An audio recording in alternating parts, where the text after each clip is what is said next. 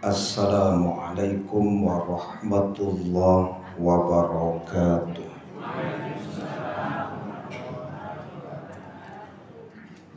Hamdan wa syukran lillah, salatan wa salaman ala rasulillah.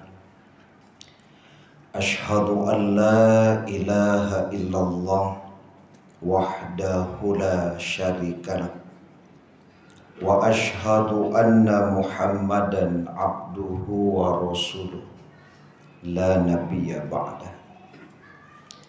Allahumma sholli wa sallim ala nabiyyina Muhammad wa ala alihi wa ashabihi ajma'in wa man tabi'ahum bi ihsanin ila yaumiddin. Qala Allah Ta'ala fil Qur'anil Karim, A'udzu billahi minasy syaithanir rajim. Bismillahirrahmanirrahim.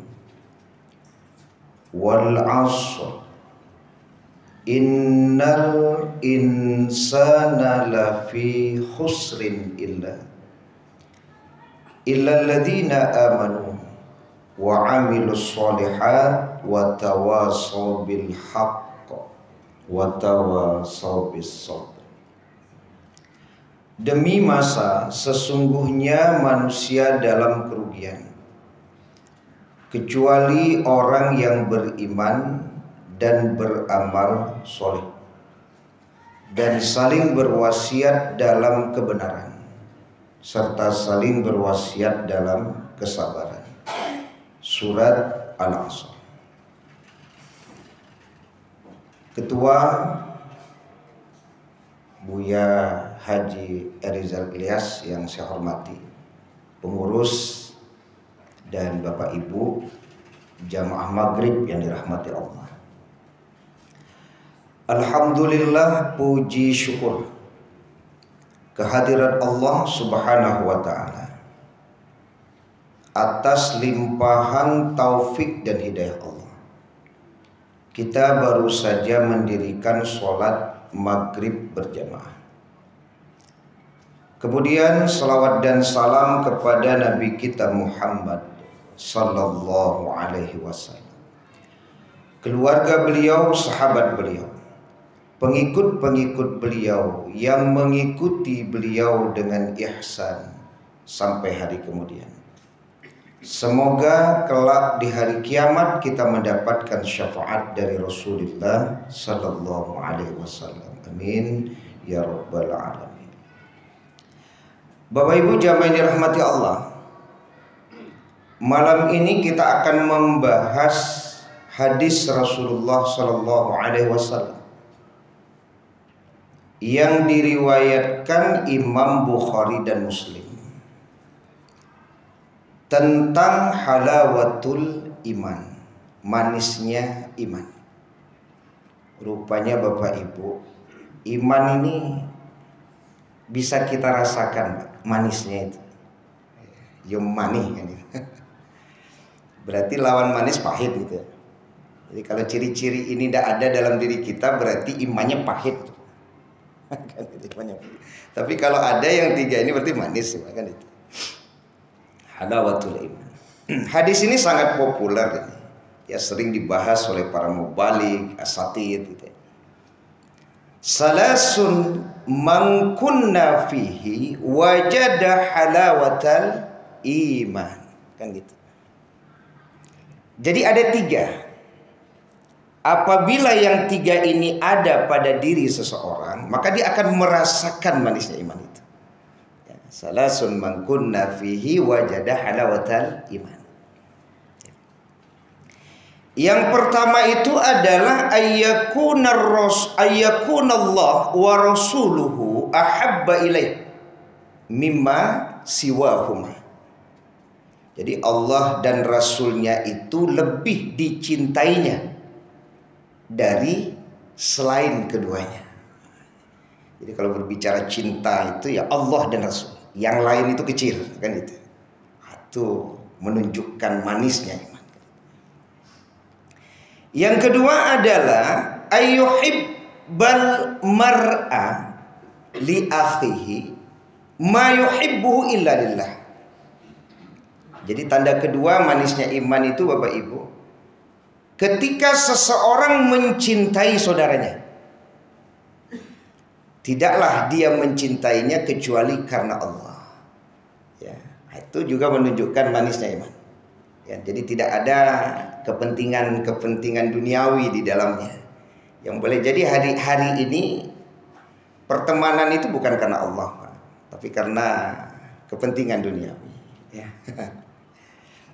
Yang ketiga apa? Yang ketiga itu adalah ayyak roha ayyauda fil kufri kama yakrohu ayyukdhafa finnar.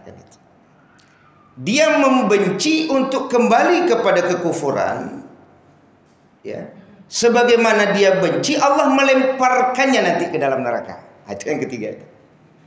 Nah, jadi ada kebencian kembali kepada kekufuran. Itu menunjukkan manisnya iman. Jadi ada tiga.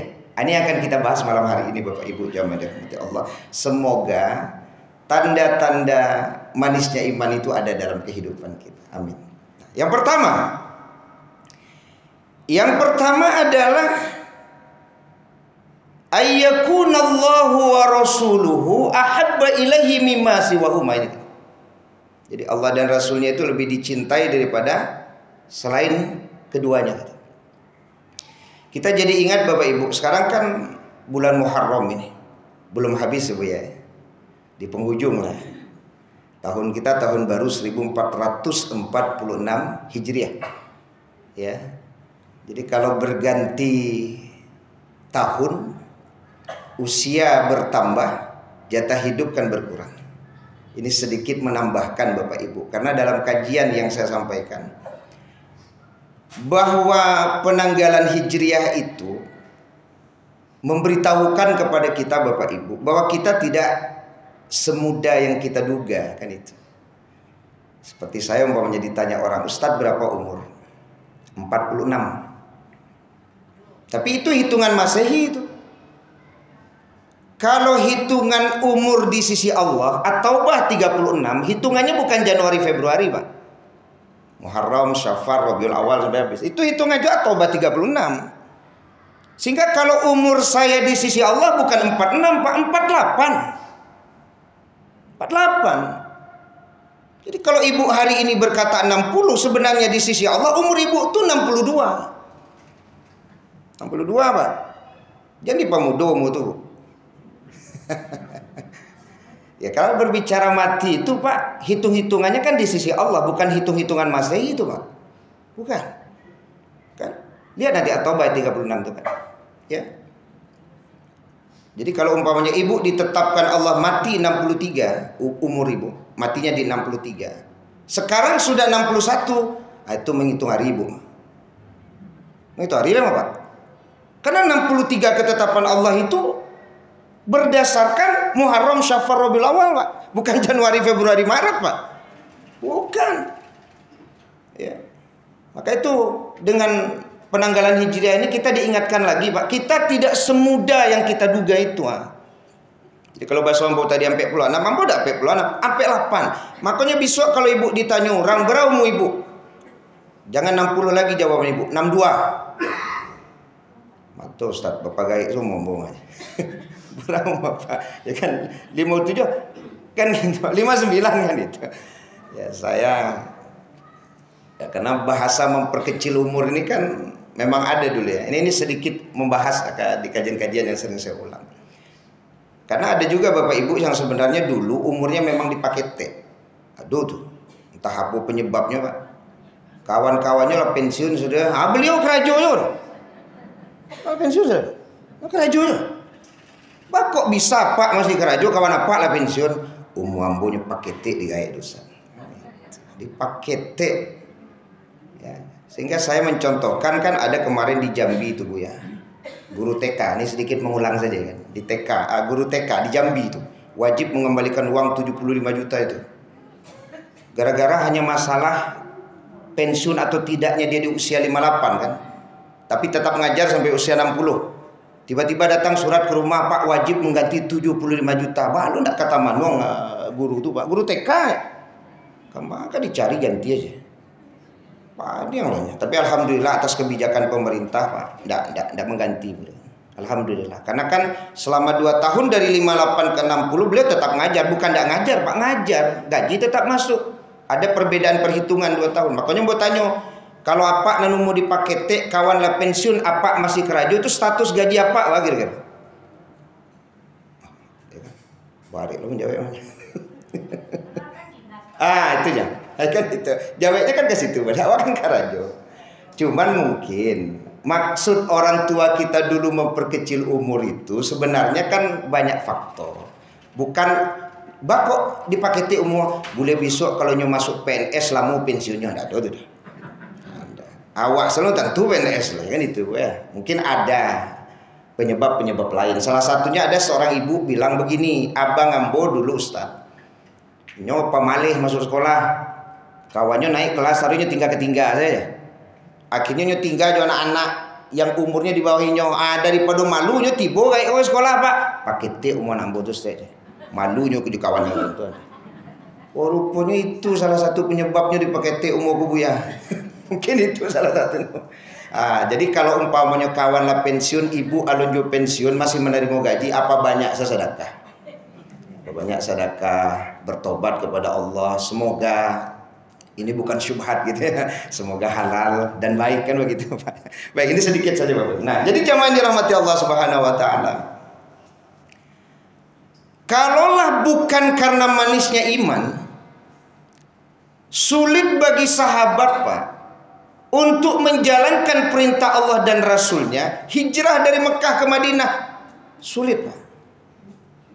Kalau bukan karena bahasa, kecintaan mereka kepada Allah dan Rasul itu melebihi dari yang lain gitu. Jadi jangan dianggap mudah Bapak Ibu hijrah itu. Meninggalkan kampung halaman, meninggalkan rumah, meninggalkan sawah ladang. Kalau ibarat di SPBU Pak, mulai dari nol. Kan kalau di SPBU mulai dari nol Pak ya. Ya tinggal saja kan itu. Itu bukan perkara mudah. Ya. Kalau berbicara tentang hijrah, ya. Ada teman Pak, nyuruh pindah karena perusahaan itu buka cabang, tapi wilayahnya jauh, pindah pulau Pak. Ya. Cik saja Pak, ambo resign dia aja. Bakok resign, daripada Bapak bisa jo anak, jo orang rumah aja. Ya, digaji mana gaji gadangnya, ambo tidak bisa aja. Dia mau resign. Itu tidak 1-2 Pak. Ya. Karena ketika pindah, ini bukan hanya masalah finansial Pak. Karena gaji ditambah, posisi naik.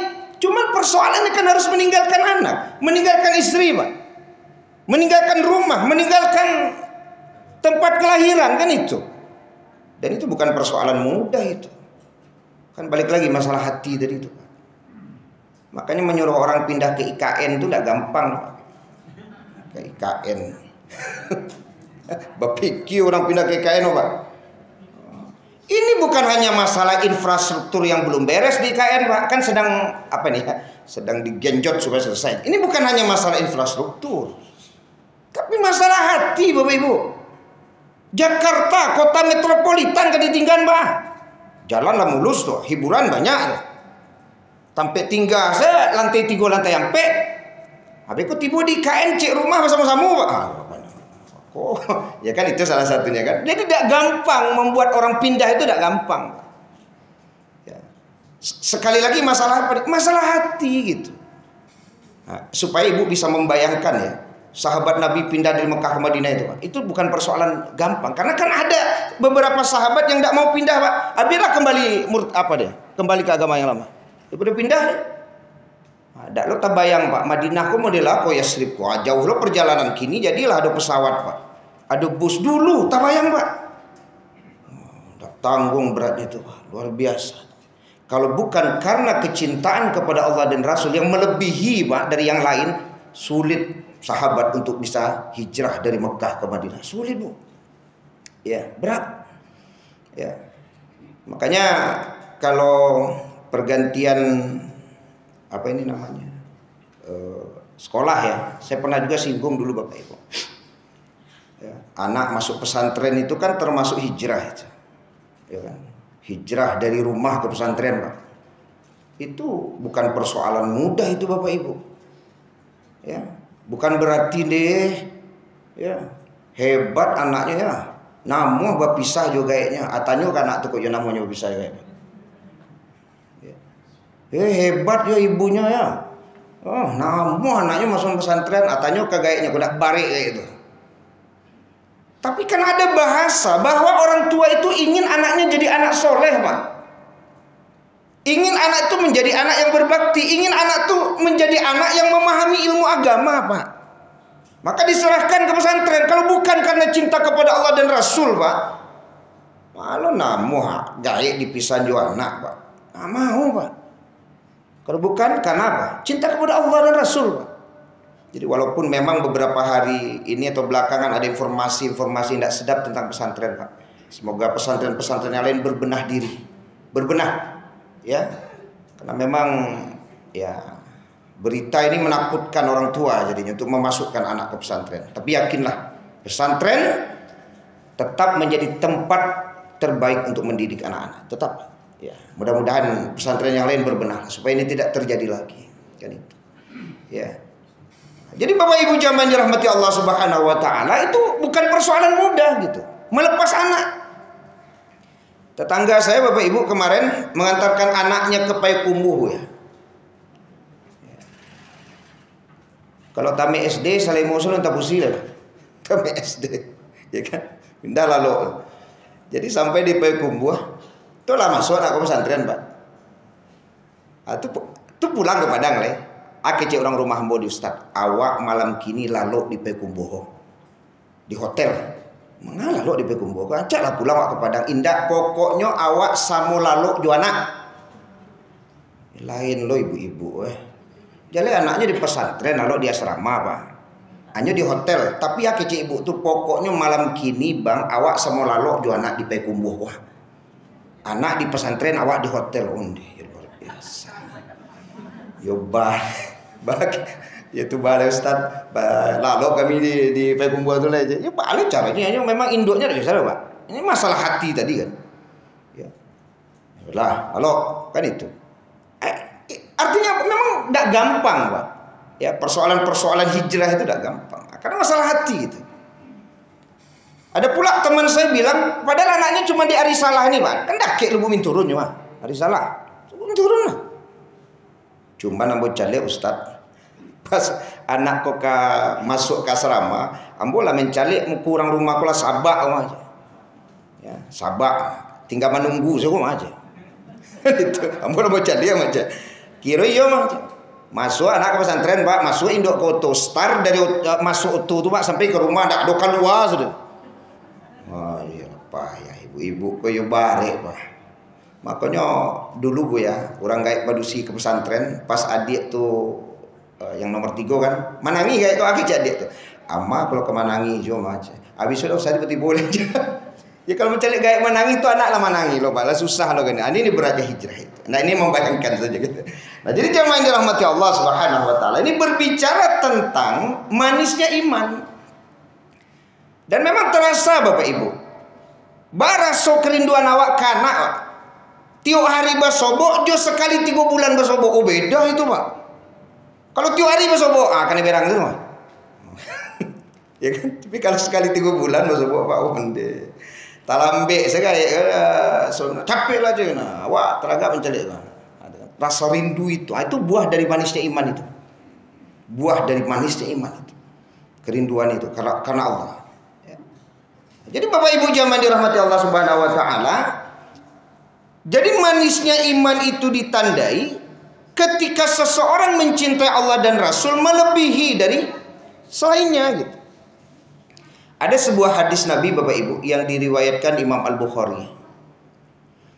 Ketika sahabat bertanya kepada Nabi, "Matas sa'ah?" Kapan hari kiamat? As-sa'ah itu bisa hari kiamat, bisa berarti kematian, Pak. Matas sa'ah.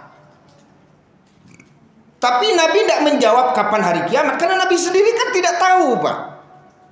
Nabi sendiri tidak tahu kapan kiamat. Bahwa kiamat adalah sebuah kepastian, iya. Ya, Nabi hanya menjawab kiamat itu dekat. Tapi kapannya Nabi tidak tahu, Pak. Dan lagian kalau dikasih tahu untuk apa gitu? Kan tidak penting bagi orang yang bertanya itu. Sama lo juga orang, kalau sa'ah itu kan bisa dimaknai kematian. Kapan mati? Mana tahu orang mati, Pak? Tidak ada orang satupun yang tahu kapan mati. Ya, karena kan innallaha indahu ilmus sa'ah. Berkaitan dengan as-sa'ah. Apakah itu kematian ataupun hari kiamat, itu ilmunya ada di sisi Allah. Ya kan? Ada di sisi Allah. Maka Nabi menjawab bukan berdasarkan keingintahuan sahabat itu, Pak. Tapi apa yang penting bagi sahabat itu? Ma'adatta laha. Apa persiapan engkau dengan adanya hari kiamat itu? Bukan kapan hari kiamat itu yang dijawab Nabi, benar, Pak. Yang dijawab Nabi, apa persiapan engkau kalau hari kiamat itu datang? Kan itu sebuah kepastian. Bukan kapan kiamatnya, tapi apa yang kau persiapkan. Berarti kan sama dengan kematian, Bu. Bukan masalah kapan matinya kita, Bu. Ya, tapi apa persiapan kita kalau kematian itu datang? Sebab mati itu kan kalau bahasa orang-orang kan indak betarati dalam pengertian sembarang saja. Indak harus sakit, sehat bisa mati, Pak. Indak harus gaek, mudo pun bisa mati. Ya. Jadi memang siap saja kan. Kapan pun ya siap. Nah, persiapan itu apa gitu. Maka sahabat ini menjawab, Bapak Ibu. Apa jawaban sahabat tadi? Ma'adat tulaha min kabiri sholatin wala siyamin wala sadaqatin walakin uhibbullah wa rasulah. Ya. Jadi jawaban sahabat, aku tidak ada persiapan yang banyak Nabi dari sholatku. Bukan tidak sholat, ada sholat tapi tidak banyak, Pak. Mungkin banyak orang yang sholatnya sampai sholat sunnah gitu. Jadi beliau sholat tapi tidak banyak gitu. Beliau puasa tapi tidak banyak, ya kan? Beliau sodokoh, Pak, tapi tidak banyak gitu. Sebagaimana orang-orang yang mungkin sodokohnya luar biasa, yang puasanya bahkan puasa sunnah luar biasa, Pak. Beliau tidak seperti itu. Beliau akui kepada Nabi, Pak. Persiapan saya Nabi, sholat ada tapi sedikit, puasa ada Nabi tapi sedikit, sodokoh ada tapi sedikit, Pak. Tapi Nabi, aku mencintai Allah dan Rasulnya. Nah, kalimat itu yang dipegang Nabi, Pak. Sehingga apa kata Nabi? Anta ma'aman ahbabta. Engkau akan dikumpulkan nanti bersama siapa yang kau cintai. Itu jaminannya. Kenapa jaminan itu ada? Karena bahasanya ada cinta, Pak. Ya, sama jo ibu. Suami ambo nih aja. Kok piti yang tak baradia jadi beliau. Tapi cukup lah untuk makan dari pagi sampai sore. Tak loba labi-labi abana ada. Tapi yang mencari nafkah tetap beliau mencari nafkah, ya kan? Nah. Tapi tak pernah suami ambo menampa ambo, tak pernah. Wah, kan itu kebanggaan istri itu, Pak. Itu kebanggaan istri itu, Pak. Memang suaminya tak pernah memberikan emas berlian yang berlebih, harta yang berlebih, tapi cukup untuk nafkah ada, Pak. Cuman kebanggaannya di mana, Pak? Suami ambo nih, jangankan kemanampa ambo aja. Kare sesuatu itu tidak ada itu. Wah, itu kan itulah kebanggaan istri itu, ya kan? Kok piring kumuh nyuci? Wah, itu kebanggaan istri itu, Pak. Tidak main-main, Pak. Nah itu ibu tuh. Bangga tuh, Pak, punya suami yang rajin mencuci piring, rajin mencuci baju, menjamu. Itu tidak main-main, Pak. Ya suku manolong udah tuh, ha. Nah ini kan bahasa, ya suku manolong. Ya, padahal le tahu kan kayak cerita ibu kok kayak yang lain kok le tahu aja. Inyo nan kerajo, ambunan kan urut malam. Wah, kalau keindah apa? Kadang kan pulang rumah saya suruh urut tadi. Panik mau urut suruh rumah. Kalau ibu tadi ndak ada. Udah ambo kerajo, inyo lah mau urut ambo malam tuh. Yo penyayang inyo kambo. Bahasanya di situ. Ya, memang suami tersebut tidak memberikan yang lebih, sebatas cukup yang pokok tuh, Pak. Nafkah tuh ada gitu. Tapi bahasa cinta tadi yang menyebabkan istri mengatakan bahwa suaminya mencintai dia. Bahasanya tadi itu. Ya, tidak menyakiti, tidak membentak, tidak menzolimi. Wah, luar biasa. Coba kita kaitkan dengan hadis Nabi tadi. Saya ya Rasulullah sholat tapi sedikit, tidak banyak. Saya puasa tapi tidak banyak. Saya sedekah tapi tidak banyak. Tapi aku mencinta Allah dan Rasul. Bahasa cinta Allah dan Rasul ini yang dipegang. Karena boleh jadi dengan bahasa cinta tadi Pak, di balik sedikitnya ibadah, kemampuannya meninggalkan dosa dan maksiat itu ada. Karena bahasanya tadi kan, indak membentak, indak mari, indak kasar, ini lemah lembut. Bahasanya di situ Pak. Ya. Makanya Imam Al-Ghazali itu kan pernah menjelaskan Bapak Ibu, bahwa meninggalkan perbuatan dosa dan maksiat itu lebih berat daripada mengerjakan ibadah. Itu kata Imam Al-Ghazali. Karena kan penjelasan beliau ya ditambah oleh penjelasan para ulama. Ya, kalau dosa itu kan, kalau di hadis Nabi ada Pak, hujibatil jannah bil makari wa hujibatin nar bis syahawat, kan itu. Kalau surga itu kan dikelilingi oleh apa yang dibenci, sementara neraka dikelilingi oleh apa yang disukai gitu. Sehingga meninggalkan perbuatan maksiat itu lebih berat daripada melakukan ibadah Pak. Sehingga menurut Imam Al-Ghazali, orang yang mampu mengerjakan ibadah itu jumlahnya banyak. Tapi orang yang mampu meninggalkan dosa dan maksiat terbatas. Mungkin disinilah letak cinta itu Pak. Sholat ada, puasa ada. Tapi ketika dia tidak mampu meninggalkan dosa dan maksiat, mana cinta kepada Allah itu? Mana cinta itu Pak? Itu yang disampaikan Imam Al-Ghazali Pak. Orang yang melakukan ibadah banyak bisa, tapi meninggalkan dosa dan maksiat sedikit, terbatas Pak. Kalau boleh dikatakan kita ambil sampel Pak, 20 orang ibu-ibu yang sholat berjamaah rutin 5 kali sehari semalam, banyak. Kita ambil 20. Tapi yang bisa meninggalkan bergunjing mungkin berdua Pak, 8 balik hobi bergunjing. Nggak, kok contoh bukan berang ribu kan. Nggak kan mau mencontohan Pak. Nggak, ya contoh. Jadi apa yang disampaikan Imam Al-Ghazali memang begitu Pak. Orang yang beribadah banyak bisa Pak. Cuma banyak bisa. Tapi meninggalkan dosa dan maksiat terbatas Pak. Berarti cinta itu ternyata Bapak Ibu di kemampuan orang meninggalkan dosa dan maksiat itu Pak. Makanya bahasa sahabat tadi, aku sholat tidak banyak ya Rasul, aku puasa tidak banyak, ya, aku sedekah tidak banyak, tapi aku mencintai Allah dan Rasul. Kecintaan itulah yang membuat Bapak Ibu, ya, orang tidak mau, ya, membuat Allah murka, membuat Allah marah, ya kan? Caranya bagaimana? Menjauhkan diri dari perbuatan dosa dan maksiat. Hadis itu inti cinta kita kepada Allah dan Rasul itu Pak. Ya. Jadi artinya kalau kita belum bisa meninggalkan perbuatan dosa dan maksiat, walaupun ibadah kita sudah kita dirikan ini Pak, maka pendapat ulama kita belum bisa disebut mencintai Allah dan Rasul itu Pak. Ya bahalo Pak disebut mencintai Allah dan Rasul Pak. Sholat lain 5 waktu, tiba di pasar 1 kilo ini jadi 8 on Pak. Apa itu? Di mana letak cinta Allah dan Rasul itu? Sholat lain 5 waktu Pak, berjamaah loh itu. Ya kan? Sholat 5 waktu berjamaah Pak. Tapi ternyata maksiat dan dosa tetap dikerjakan. Nah ini menunjukkan kan bahasa cinta tadi. Jadi semoga jamaah yang dirahmati Allah Subhanahu Wa Taala, kita tentu memperbaiki diri Pak. Jadi tidak sebatas hanya ibadah yang kita lakukan, tapi bagaimana kita menunjukkan kecintaan kita kepada Allah dan Rasul melebihi daripada selain yang keduanya tadi. Salah satunya kemampuan kita untuk meninggalkan perbuatan dosa dan maksiat itu. Baik. Yang kedua, kita ada diskusi nih, Boy. Oh, lanjut aja. Dan kalau umpamanya Bapak Ibu ada yang ingin didiskusikan nanti silakan saja. Kita ada lewat 40 berapa Ustaz? 43 ya Ustaz? 42. Nah, belum. Saya tuntaskan lah 2 lagi. 2 lagi.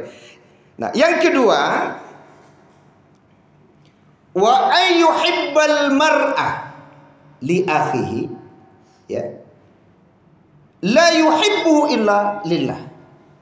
Jadi seseorang yang mencintai saudaranya, ya, wa ayyuhibbal mar'a, Ya, la yuhibbuhu illa lillah, tidaklah dia mencintainya kecuali karena Allah. Itu menunjukkan manisnya iman, Pak. Ya, mencintai karena Allah. Makanya kita akan bertemu hadis Nabi, Bapak Ibu. La yu'minu ahadukum hatta yuhibba li akhihi ma yuhibbu li nafsi. Kan balik lagi. Jadi seseorang itu tidak akan merasakan manisnya iman kalau kita kaitkan dengan masalah manisnya iman. Atau seseorang tidak bisa mengatakan sempurna imannya karena ada kalimat la yu'minu. Atau ada yang mengatakan tidak beriman sampai dia mencintai saudaranya sebagaimana dia mencintai dirinya. Di situlah letak manisnya iman. Kau indah ke tetangga jahe, kadun sana Pak datang guang, ya kan jahe. Ya. Bagaimana merasakan manisnya iman, Pak? Dia mencintai saudaranya sebagaimana dia mencintai dirinya gitu. Ya kalau di awak kan banyak sekali itu, Pak. Peribahasa-peribahasa yang menunjukkan kesempurnaan iman atau manisnya iman. Salah satunya apa? Ya seperti lama di awak ketujuh diurang kan. Itu kan lama di awak ketujuh diurang. Jadi sesuatu yang bukan saja kita yang mampu merasakan, tapi orang juga merasakan gitu. Ya. Bahkan kita bisa merasakan, Pak, apa yang dirasakan oleh saudara kita. Ya kan? Kecewa enggak saudara kita? Terzolimi enggak saudara kita? Kan teraniaya enggak saudara kita? Itu menunjukkan manisnya iman. Saya bertemu dengan seseorang, Bapak Ibu, dia memindahkan usahanya dari komplek. Saya tidak sebut usahanya. Pindah enggak jauh, Ustaz. Buat Kak Kadai. Kak usaha. Bapak pindah. Ambo yakin tetangga ambo tak gaduh di kerajaan ambo. Ambo yakin tetangga ambo tidak bisa lalok gara-gara ambo. Ya. Itu kan wujud manisnya iman, Pak. Dia mencintai saudaranya karena Allah. Dia mencintai saudaranya sebagaimana dia mencintai dirinya, Pak. Ya. Jadi kalau seandainya dia tidak merasa nyaman, dia yakin tetangganya pasti tidak nyaman juga, Pak. Kalau dia merasa terganggu, maka dia yakin, Pak, orang di sekitarnya juga akan merasa terganggu. Sehingga akhirnya kan itu kalimat, Pak kok pindah Pak aja. Ambo yakin tagado orang. Tagado. Pindah. Itu kan wujud manisnya iman. Kok enggak ilmu basi saja, Pak. Masih banak lah.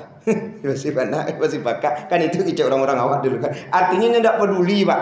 Kok kasaki lah orang, ya kan? Kok damam lah orang.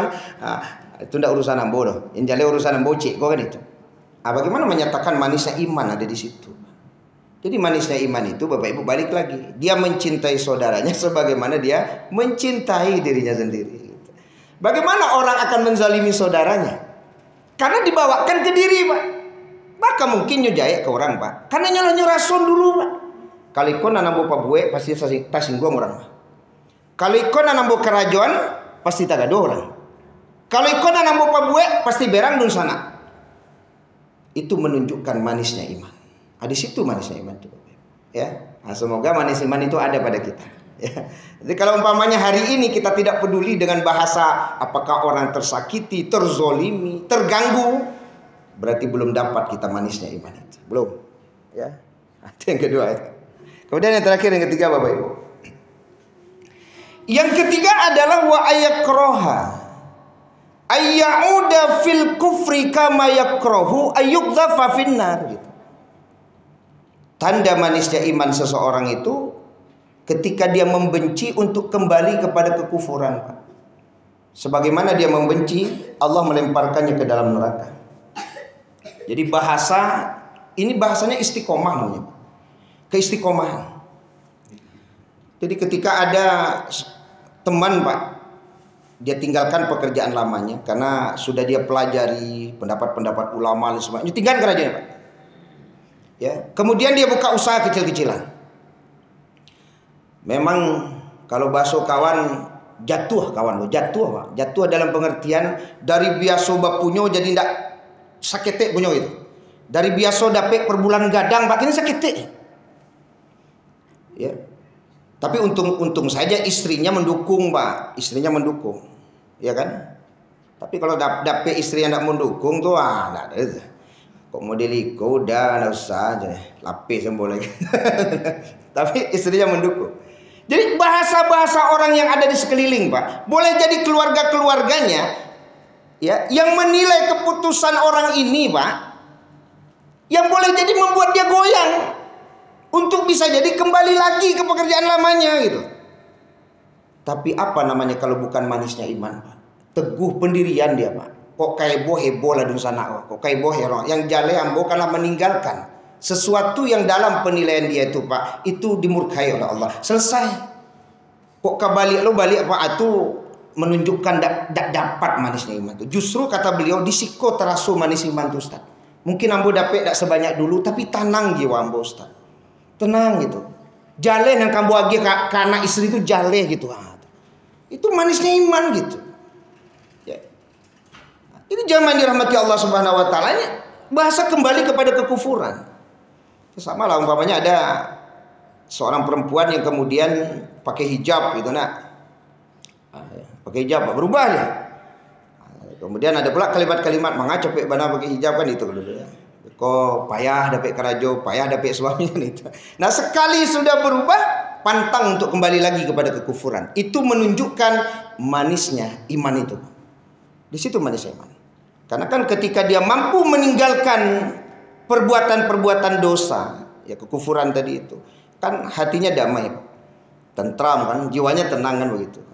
Jadi sekali lagi Bapak Ibu, ya ketika seseorang ya membenci kembali kepada kekufuran, ya sebagaimana dia benci pula masuk ke dalam neraka, dimasukkan Allah ke dalam neraka, itu menunjukkan sekali lagi manisnya iman. Jadi kemudian tidak tergoda lagi untuk kembali. Kalau bahasa orang kan jatuh ke dalam lubang yang sama untuk 2 kali itu gitu. Enggak. Jadi sekali maju itu ya maju.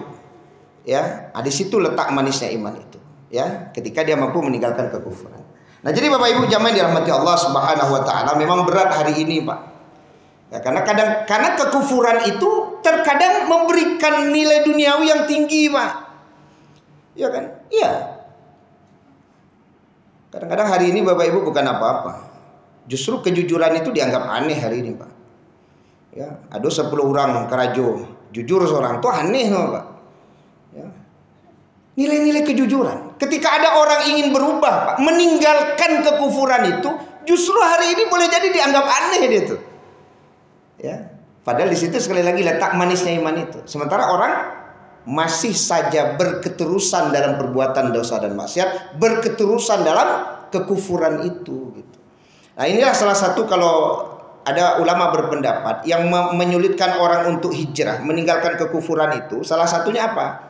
Karena dia merasa aman saja dalam hidup ini, Pak. Tidak ada apa-apa.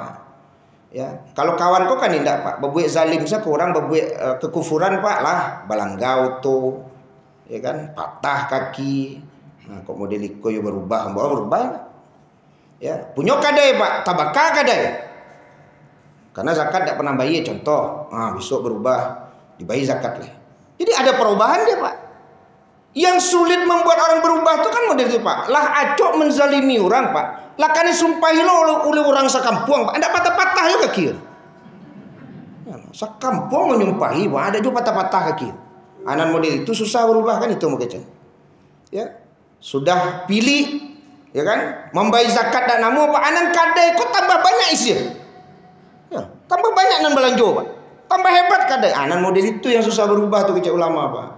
Karena dia merasa aman, tidak ada masalah. Tapi kalau ada hal-hal seperti tadi itu membuat orang kemudian berubah. Jadi salah satu yang membuat sulitnya orang meninggalkan kekufuran boleh jadi, Pak, hari ini dia masih merasakan bahwa apa yang diperbuatnya itu tidak ada pengaruh terhadap dirinya.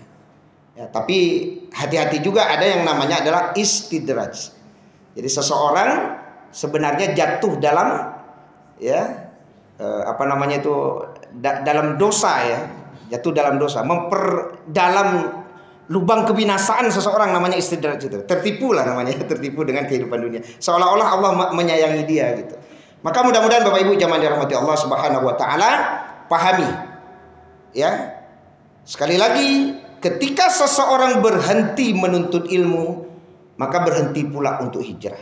Karena salah satu definisi hijrah itu adalah manhajarul khotoya wad dunub. Orang yang mampu meninggalkan dosa dan kesalahan. Kemudian juga mampu meninggalkan kekufuran. Kalau tidak karena ilmu, maka sulit itu akan bisa kita wujudkan. Maka jangan pernah Bapak Ibu kita berhenti menuntut ilmu. Asalkan berhenti menuntut ilmu, maka hijrah itu juga akan berhenti. Mungkin itu saja Bapak Ibu yang bisa kita bahas. Ada pertanyaan dari Ibu-Ibu? Cukup? Pas? Mudah-mudahan bermanfaat bagi kita bersama. Semoga sekali lagi Bapak Ibu, manisnya iman itu ada dalam kehidupan kita. Subhanakallahumma bihamdika asyhadu an la ilaha illa anta astaghfiruka wa atubu ilaik. Wassalamu alaikum warahmatullahi wabarakatuh.